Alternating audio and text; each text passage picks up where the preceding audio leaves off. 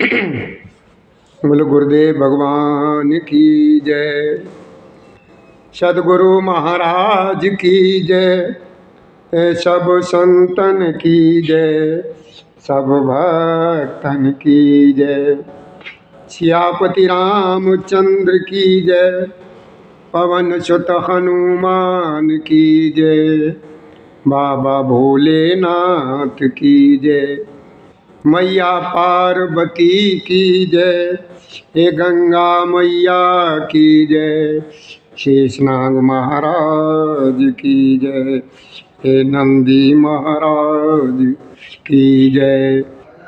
गणेश भगवान की जय।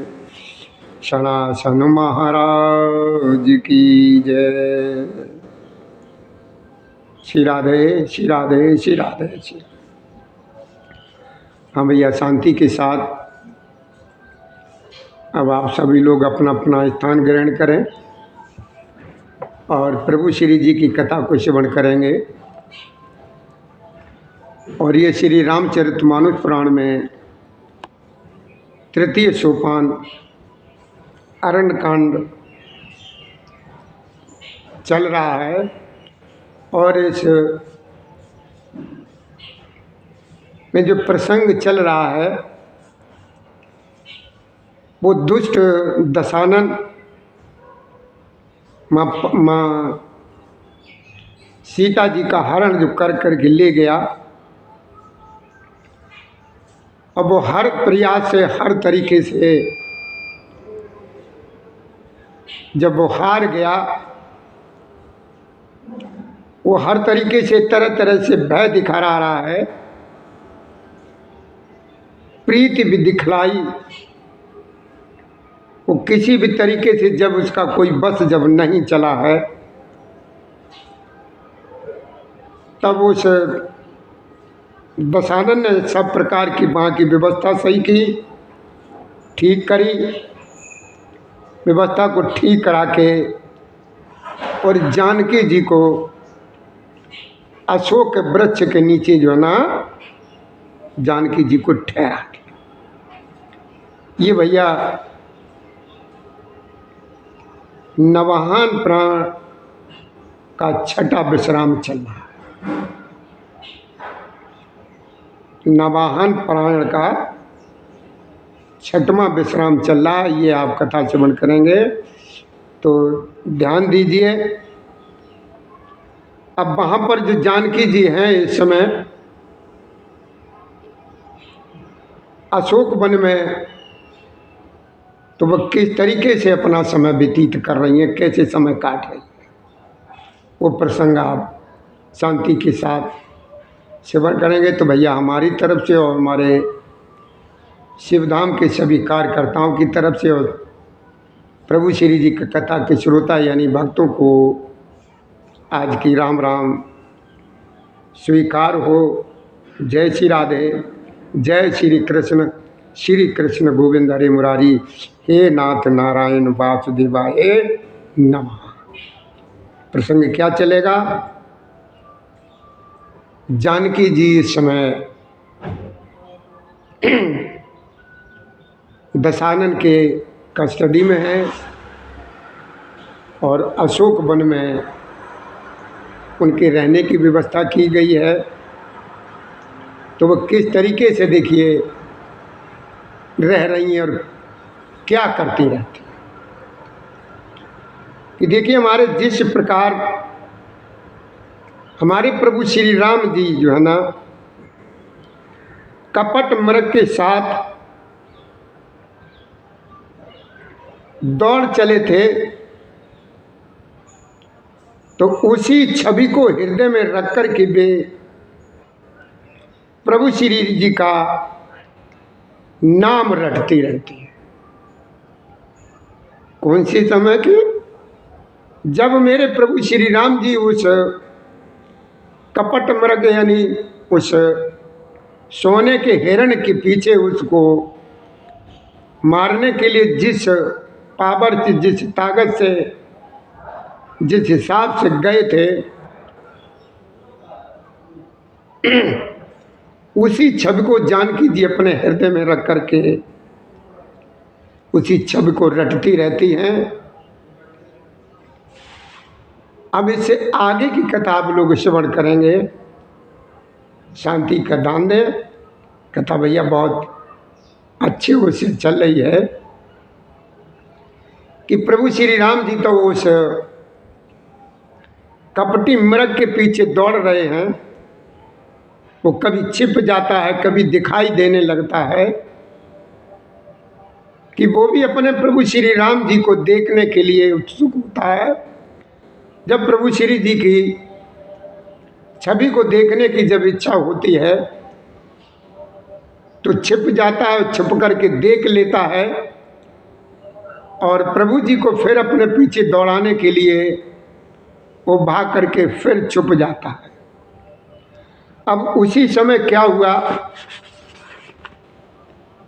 प्रभु श्री राम जी के अनुज जी यानी लक्ष्मण जी जब वहाँ पहुँच गए हैं तो प्रभु श्री राम जी ने जब अनुज जी को आते देखा है तो बहुत चिंतित होने लगे।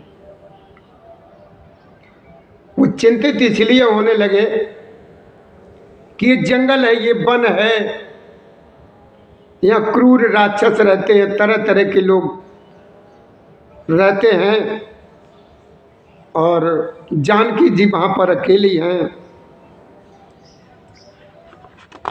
किस तरीके से वो रहेंगी, इस बात की प्रभु श्री राम जी को चिंता होने लगी। श्री रघुनाथ जी ने छोटे भाई लक्ष्मण जी को जैसे ये देखा है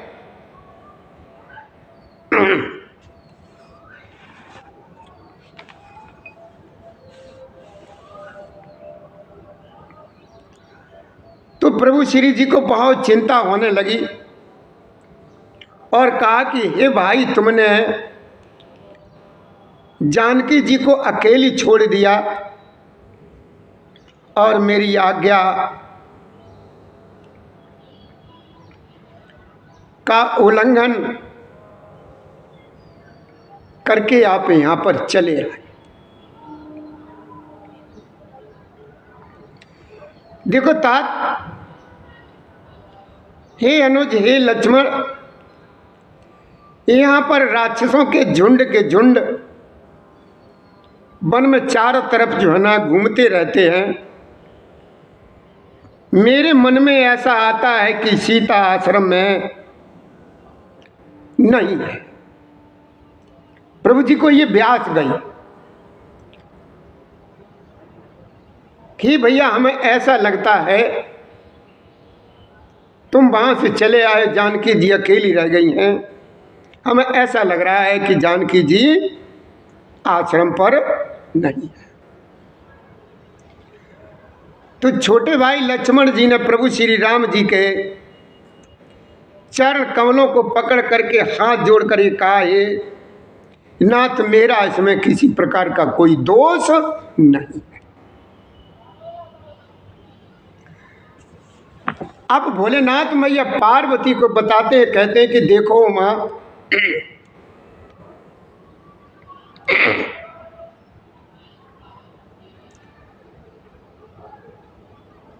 कि लक्ष्मण जी और प्रभु श्री राम दोनों लोग जब वहाँ आश्रम पर वहाँ गए हैं, जहाँ गोदावरी के तट पर उनका आश्रम था, आश्रम को जानकी जी से रहते देखकर श्री राम जी साधारण मनुष्यों की भांति व्याकुल और दीन दुखी होने लगे।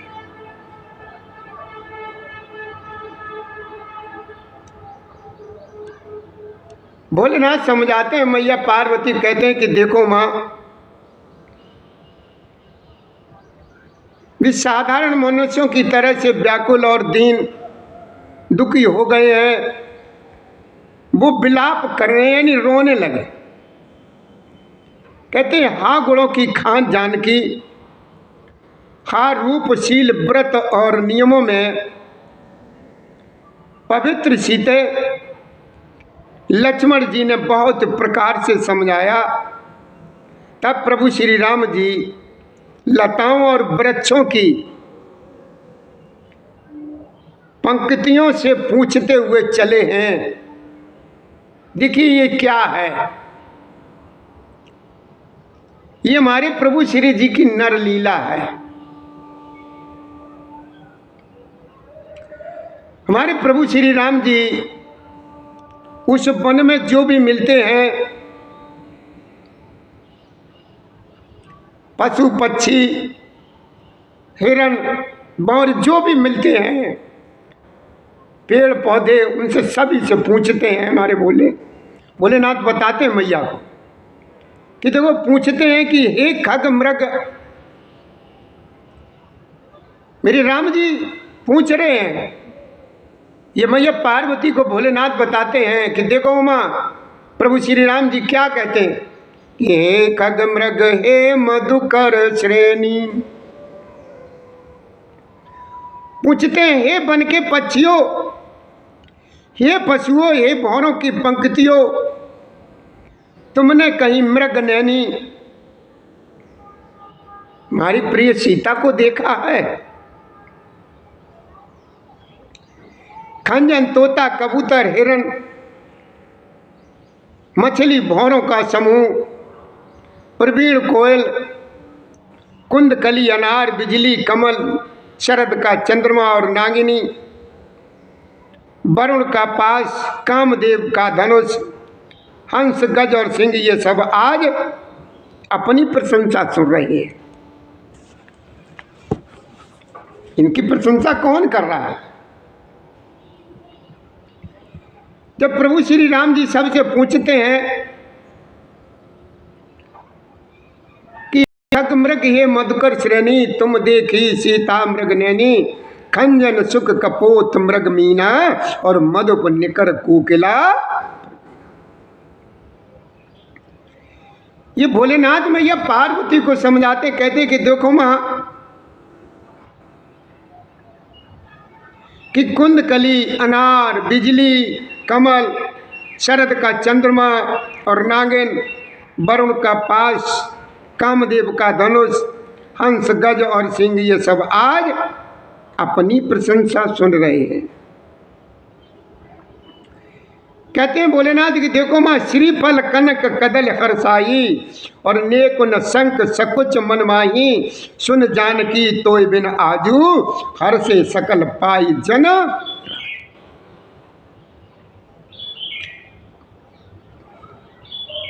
मेरे प्रभु श्री राम जी क्या कहते हैं?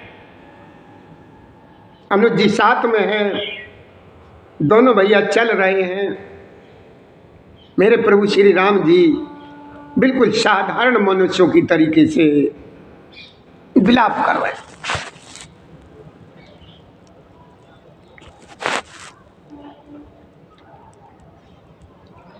क्या कहते हैं? श्रीफल कनक कदिल हरसाई। भोलेनाथ मैया को समझाते, कहते देखो माँ, बेल, सुबाण और केला बहुत प्रसन्न हो रहे हैं। इनके मन में जरा भी किसी प्रकार की कोई शंका और संकोच नहीं है। कहते हैं कि हे जानकी सुनो, तुम्हारे बिना ये सब आज ऐसे प्रसन्न हो रहे हैं मानो ये राज्य पा गए हों, अर्थात तुम्हारे अंगों के सामने ये सब आज तुच्छ, अपमानित और लज्जित थे, लेकिन आज तुम्हें न देख करके ये अपनी शोभा के अभिमान में फूल रहे। भोलेनाथ मैया को समझाते हैं, कहते हैं कि देखो माँ, प्रभु श्री राम जी क्या कहते हैं उन सभी से कि तुमसे यह क्या कहते हैं कि देखो, तुमसे यह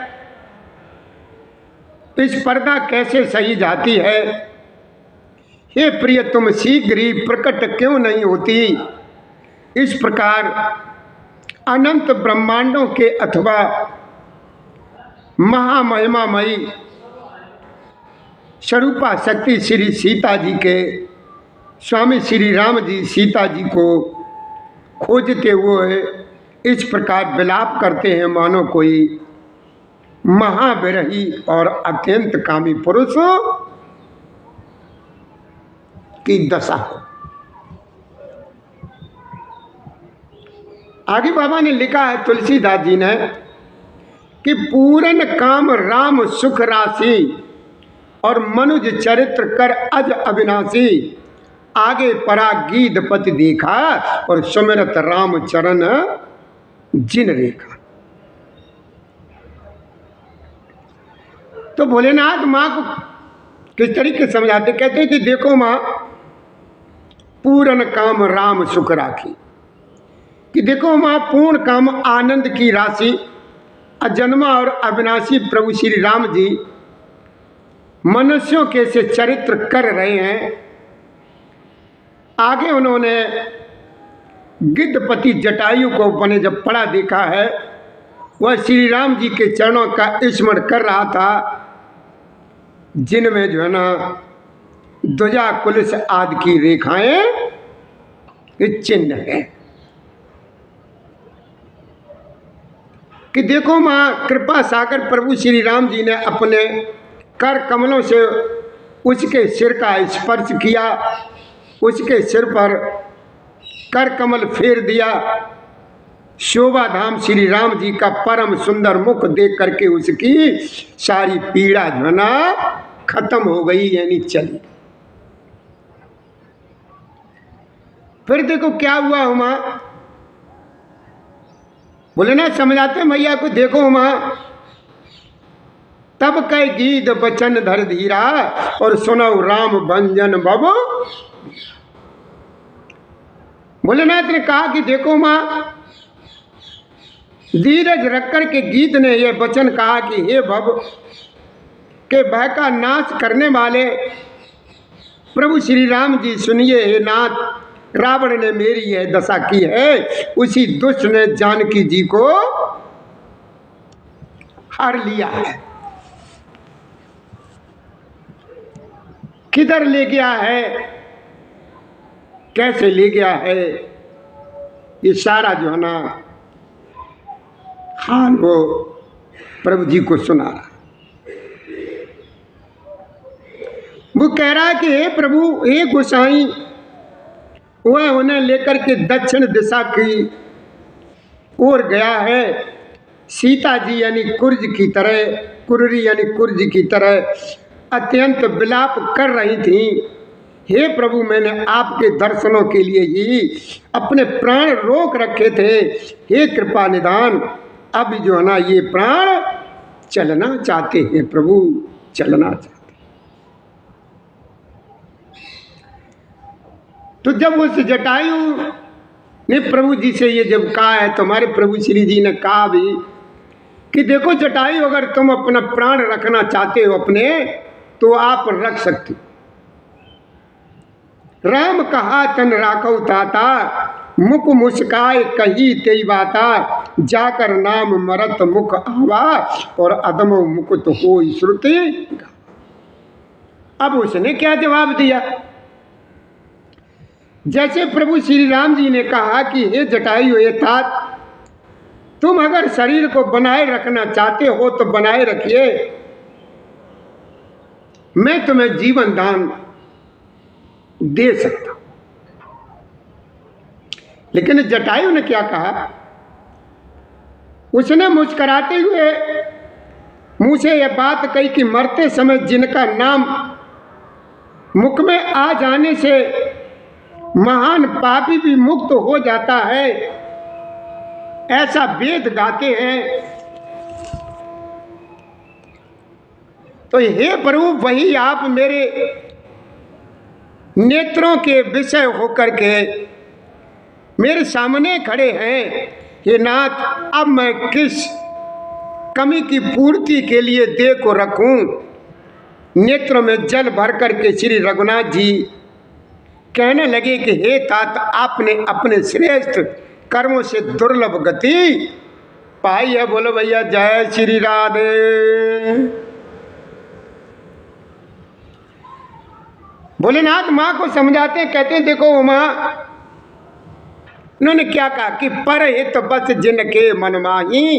परहित मतलब दूसरे हित के लिए, कि परहित बस जिनके मन माही, और तिनको जग दुर्लभ कछु नाई। तन तजितात जाहु मम धामा, और देव काग तुम पूर्ण कामा। प्रभु जी ने क्या कहा कि देखो, जिनके मन में दूसरे का हित बसता है, समाया रहता है, उनके लिए जगत में कुछ भी कोई भी गति दुर्लभ नहीं है। हितात शरीर छोड़ करके आप मेरे परम धाम में जाइए, मैं आपको क्या दूं? आप तो पूर्ण काम है, सब कुछ पा चुकी है।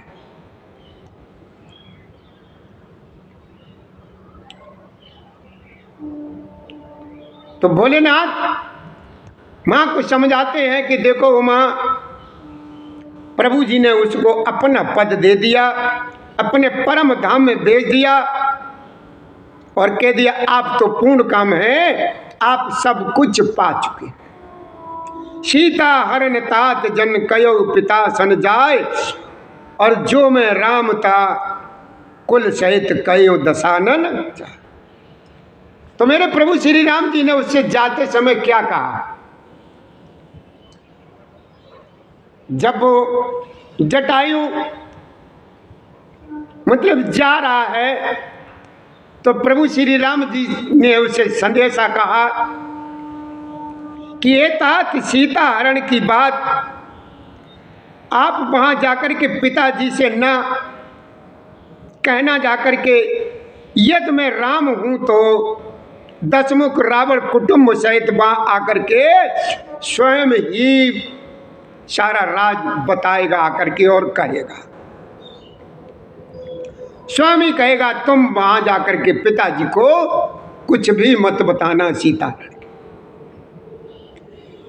गीत देह तजी दरे हर रूपा, के गीत देह तजी दरे हर रूपा, और भूषण बहुपट पीत अनुपा। श्याम गात विशाल भुज चारी, अचतुत करत नैन बरबारी। अब देखो मां, जटायु ने गीत को ध्यान दीजिए कि जटायु ने गीत की दे त्याग कर हरि का रूप धारण किया, और बहुत से अनुपम दिव्य आभूषण और दिव्य पीतांबर पहन लिए। उसका श्याम शरीर है, विशाल चार भुजाएं हैं, और नेत्र में प्रेम तथा आनंद के आंसुओं का जल भर करके उस प्रभु जी की स्तुति कर रहा है। क्या कह रहा है?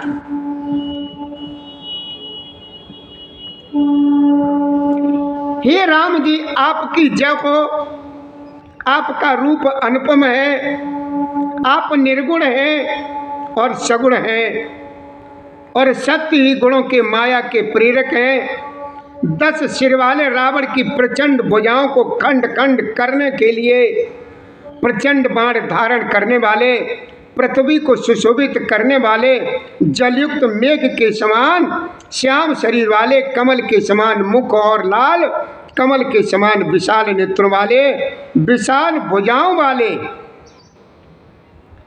और भव भय से छुड़ाने वाले कृपालु श्री राम जी को मैं नित्य नमस्कार करता हूँ, नमस्कार करता हूँ, नमस्कार करता हूँ।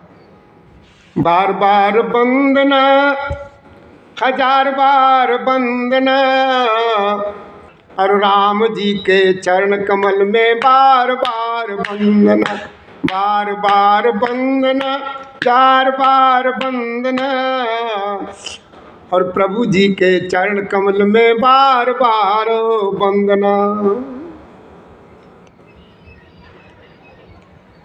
आगे मेरे भोलेनाथ ने मैया पार्वती को समझाया और कहा कि देखो माँ,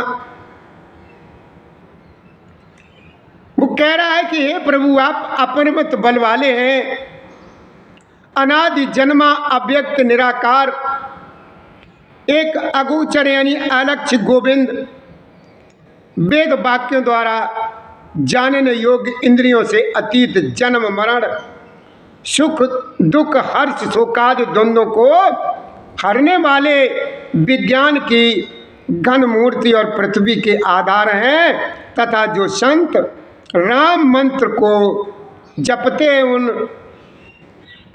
अनंत सेवकों के मन को आनंद देने वाले हैं, उन निष्काम प्रिय और निष्काम जनों के प्रेमी अथवा उन्हें प्रिय तथा काम दुष्टों के दल का दलन करने वाले प्रभु श्री राम जी को मैं नित्य नमस्कार करता हूं।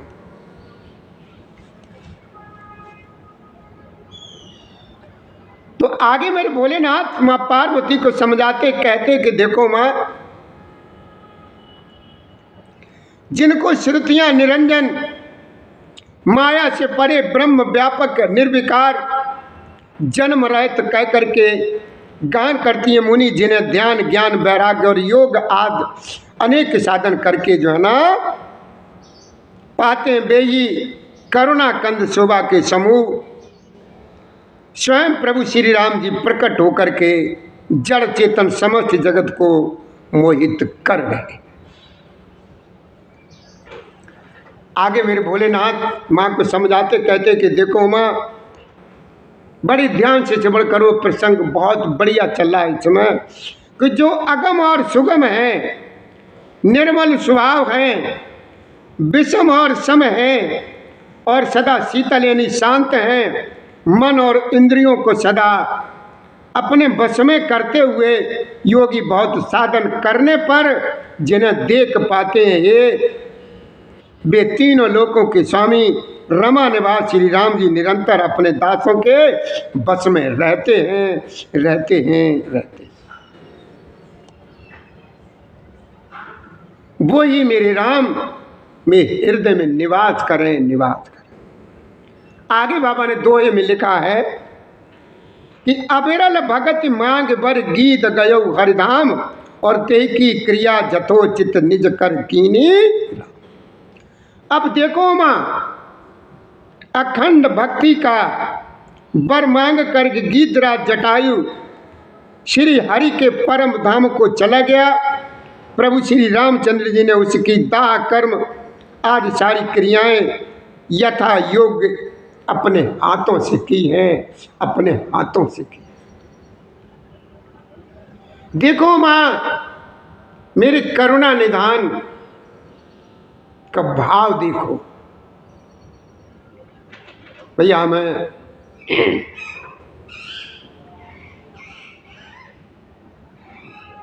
ऐसा लगने लगता है कि हम भी जो ना आपको कथा श्रवण कराते रहें, हमें बहुत आनंद आता है, लेकिन समय का अभाव होने के कारण ये सब कुछ हमें करना। भैया हमारा आपसे निवेदन है कि जो भी कथाएं यहाँ से आपके लिए प्रसारित की जाती हैं, सुनाई जाती हैं, आप लोगों को कृपया करके पूरी कथा का वीडियो आप सुना करें, पूरे वीडियो देखा करें, और इसको जो है ना सब्सक्राइब जरूर कर दिया, जिससे हमारा मनोबल बढ़ जाता है, मेरा मन लगा रहता है आपको नई नई कथाओं से के साथ। हमें 1 मिनट का समय दीजिए, उसके बाद हम कथा को फिर श्रवण करेंगे। जय श्री राधे, जय श्री कृष्ण गोविंद हरे मुरारी, हे नाथ नारायण। भैया अगर जल्दी में आपकी समझ में कुछ ना आ पाए, हम जल्दी में कुछ और कुछ बोल जाएं गलती से, तो भैया हमें माफ़ करना, और आप हमें या हम आपको जहाँ कहीं पर मिले, आपको जो संदेह हो आप हमसे पूछें, हम आपके संदेहों को दूर करेंगे। श्री राधे, श्री राधे, श्री राधे, श्री राधे।